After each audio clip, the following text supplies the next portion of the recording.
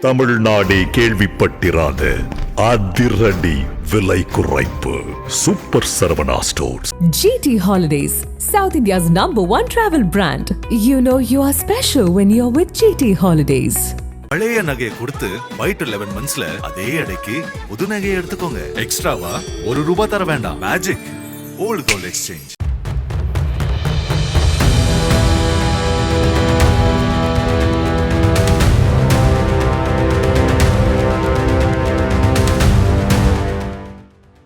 திருப்பூர் மாவட்டம் அவினாசி பகுதியை சேர்ந்தவர் அஸ்வினி.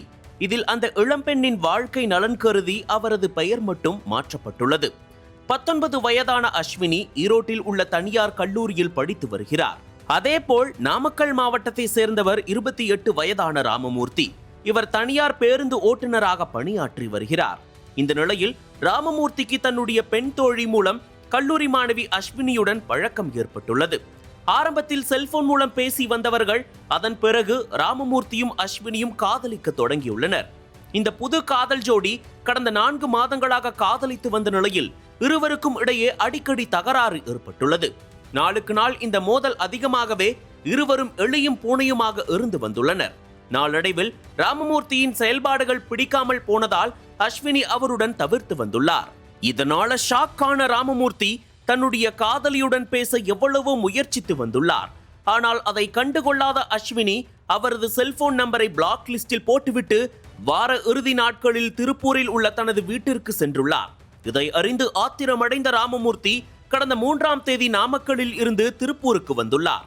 அன்றிரவு தான் மறைத்து வைத்திருந்த அரிவாளுடன் அஸ்வினி வீட்டிற்குள் நுழைந்த ராமமூர்த்தி அவரது குடும்பத்தினரை அரிவாளை காட்டி கொலை மிரட்டல் விடுத்துள்ளார்.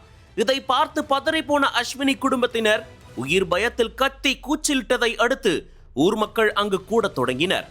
அப்போது வீட்டிற்குள் இருந்து வெளியே வந்த ராமமூர்த்தி கையில் அரிவாளை வைத்தபடி பொதுமக்களுடன் வாக்குவாதத்தில் ஈடுபட்டு அங்கிருந்து தப்பிச் சென்றார். இது தொடர்பாக அஸ்வினி குடும்பத்தினர் கொடுத்த புகாரின் பேரில் திருப்பூர் தெற்கு போலீசார் வழக்கு பதிவு செய்து விசாரணையை துவக்கினர். அதில் ஸ்பாட்டில் கைப்பற்றப்பட்ட சிசிடிவி காட்சிகளை வைத்து ராமமூர்த்தியை கைது செய்து விசாரணை மேற்கொண்டு வருகின்றனர்.